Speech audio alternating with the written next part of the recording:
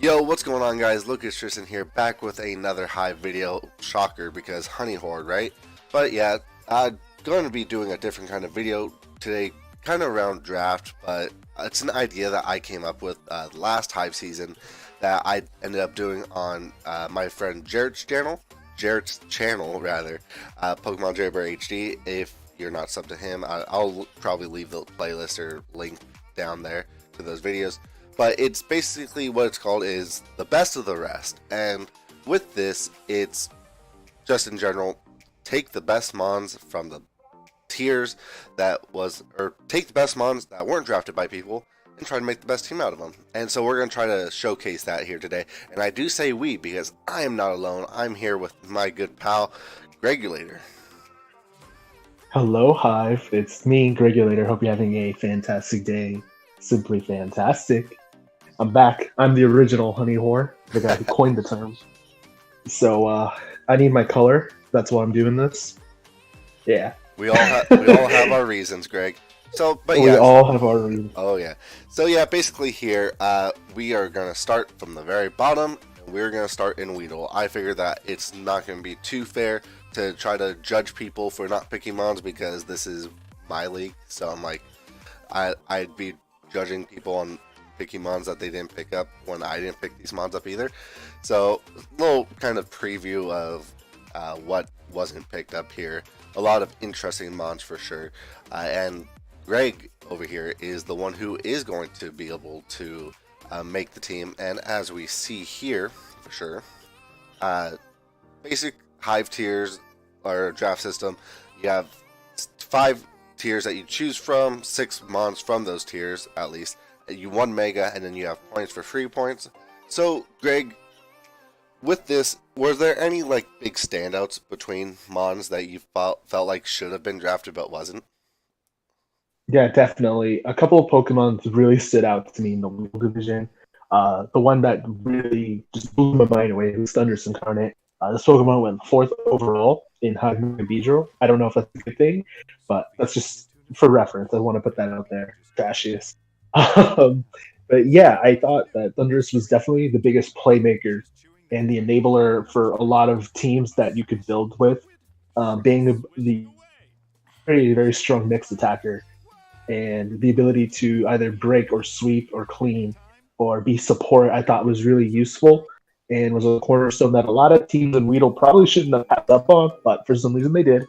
And I thought it was definitely the greatest Pokemon to start off with in terms of building a team. So it was Thunderous Eye.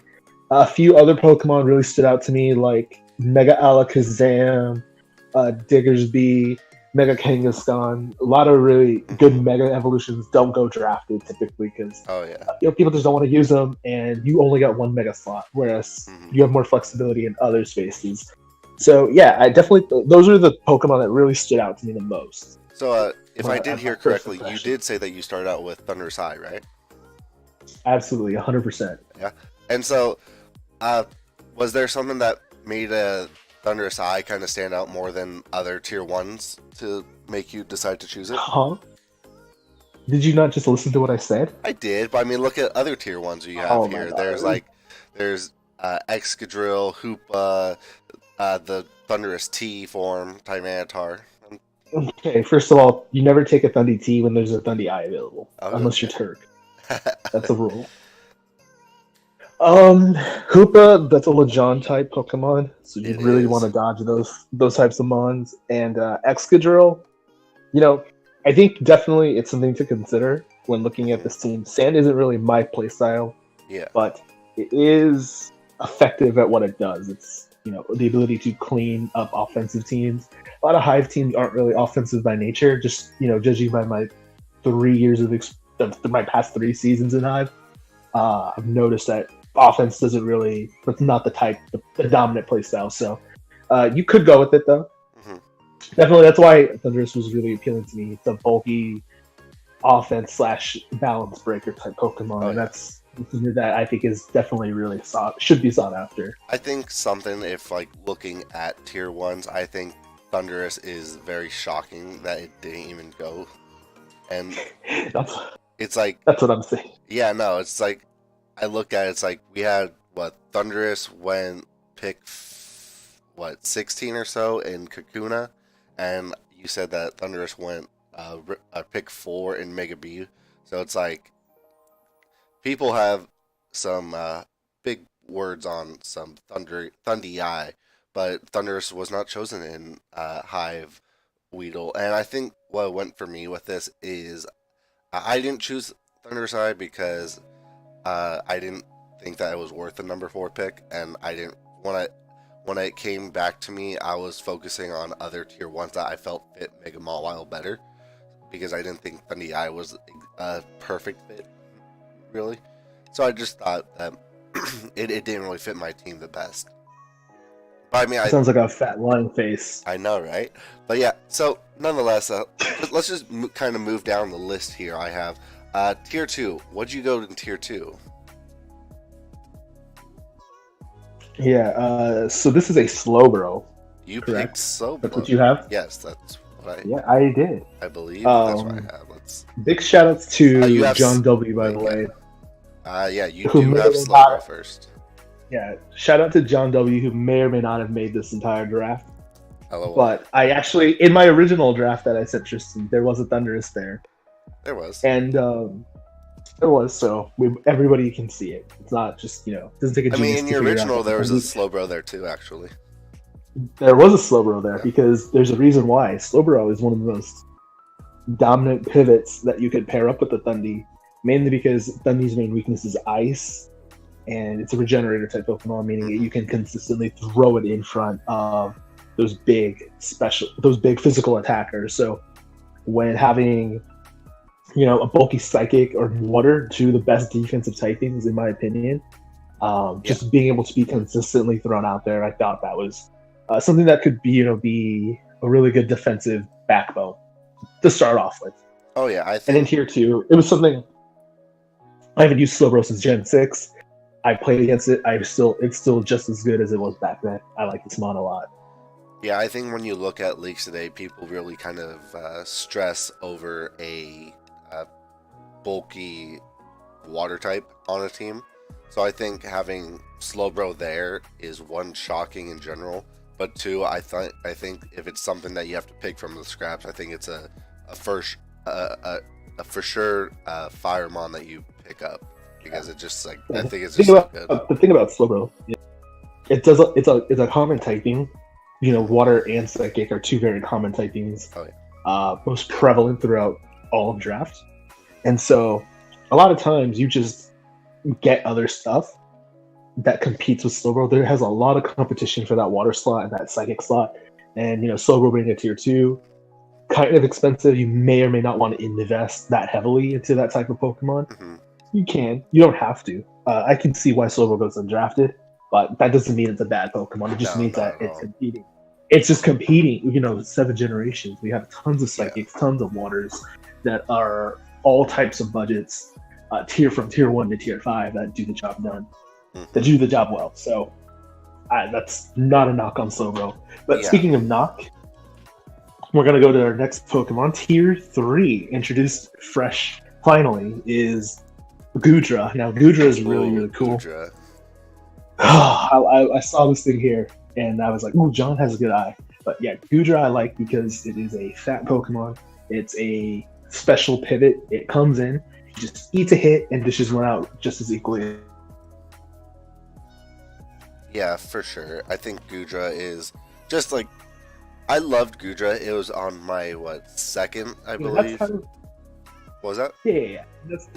I said, if you can bring this Goodra in and just soak up a hit, it can offer your team. It can offer your team a lot. And we're starting to create this bulky offense type of build. Mm-hmm. Slowbro being able to calm mind really contributes to the overall offensive theme. And I think now that we have these 3 mons, we can go ahead and focus on building a team, building a core. I actually want to skip ahead to the Mega Evolution, if you don't mind. Yeah, no, go ahead. Whatever you feel like. This is your team, or John's. And we're gonna, And so, it's John's team, but John's, this is Mega Kangaskhan. Now, I actually don't like this Pokemon, but Mega Kangaskhan, one of the better Mega Evolutions that you could have, really suffers from Pokemon that are forced to wear a Rocky helmet. That's typically what you hear a lot when you hear about Mega Kangaskhan. Oh, just put Rocky helmet on, put Rocky helmet on.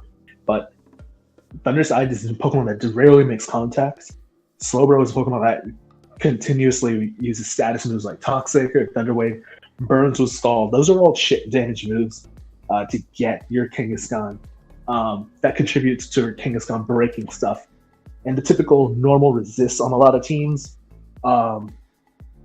those are your rock types. Rock types don't really exist in Draft League outside of like in Rock Aerodactyl.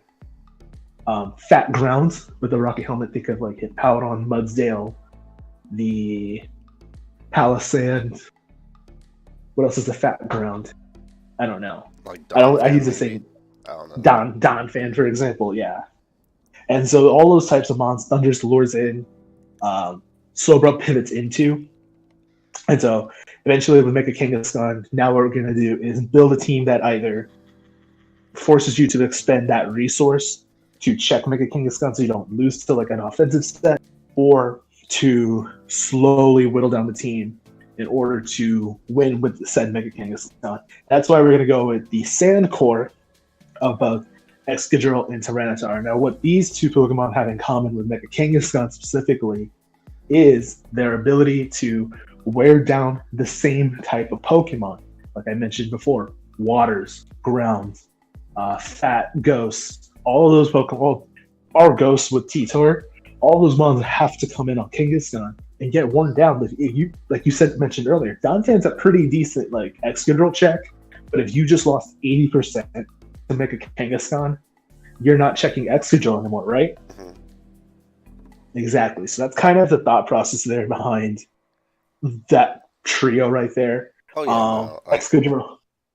Yeah, overall, Excadrill and Tyranitar. So yeah, Excadrill, Tyranitar being a sand core that typically doesn't get drafted as frequently as it does, because for reasons we mentioned earlier.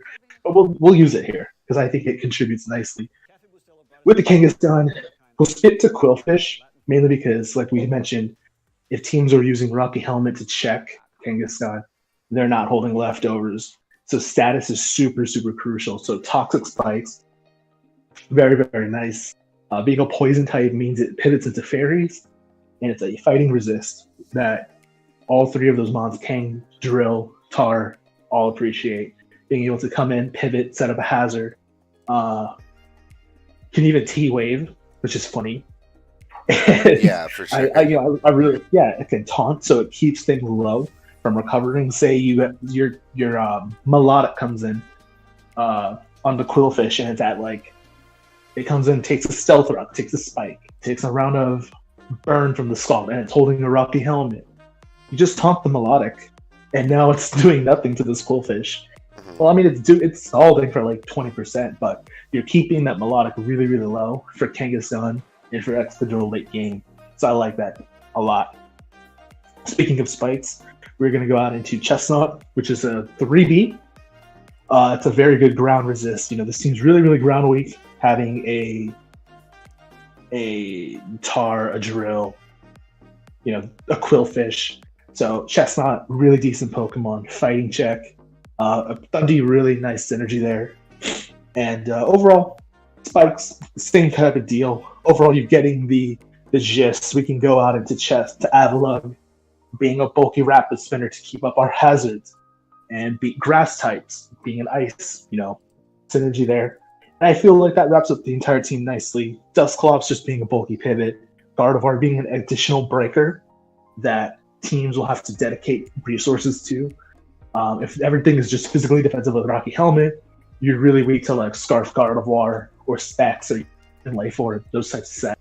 So I like that there. That's kind of the whole thought process behind this type of team. I feel really that when you're looking at a team like this, you want to look at the best Pokemon and what got left behind. And then you just build. That's typically what happens in a real draft. You'll just take the best Pokemon available in the early rounds, and then you just fit what supports that. And so a lot of these Pokemon in the lower tiers are really good mons, like Quillfish, Chestnut, Gardevoir, but maybe they just didn't support picks that people did earlier, or, You budget it elsewhere. So that's typically what happens. A lot of good Pokemon on the board. I'm happy with this team. I'd smack all of Weedle, and I won't lose to Neo like somebody. God damn. But yeah. And, yeah, that's kind of what I... Yeah, so to do a quick recap, because you were kind of like going Speedy Gonzalez there at the end. To recap, you did mention, after Quillfish, you mentioned Chestnut, Avalugg, Gardevoir, and Dusclops to fill your picks. Correct. And so now we have a complete Weedle team of Thundurus Incarnate, Slowbro, Goodra, Chestnut, Quillfish, Avalugg, Mega Kangaskhan, Excadrill, Tyranitar, Gardevoir, and Dusclops. And personally, when I look at this team, I could look at this team, and personally, I wouldn't think that this was a team that was drafted out of leftovers. I think this is a pretty scary team overall from something that came leftovers. The fact that this team was able to be made from technically John, but it was like the kind of mindset that goes into it is if someone came in with this team, say if you came in with this team, I think this team would be very capable to smack a lot of people. And just because of how like offensively and defensively how this team works, it just works so well. And it's just like there's not a lot of pieces that works so much together like pieces on your team work, like Slowbro, Mega Kangaskhan, Sand Rush, Thunderous Eye. Just a lot of this team just really works together, I feel. And I think this was a very nice build from John. Wink, wink. Yeah, I agree. Yeah, so I mean, well, yeah. I hope you guys enjoyed episode 1. Yeah, there's 4 more divisions. There's 3 more divisions left. Yeah, for sure. There's 3 more divisions. The next one you'll probably catch Greg on is on the Beedrill league, because I'll let him have that one, and then I'll figure out something for my own that I'll be doing for Kakuna and Mega Beedrill, because Greg wanted to get his color, right?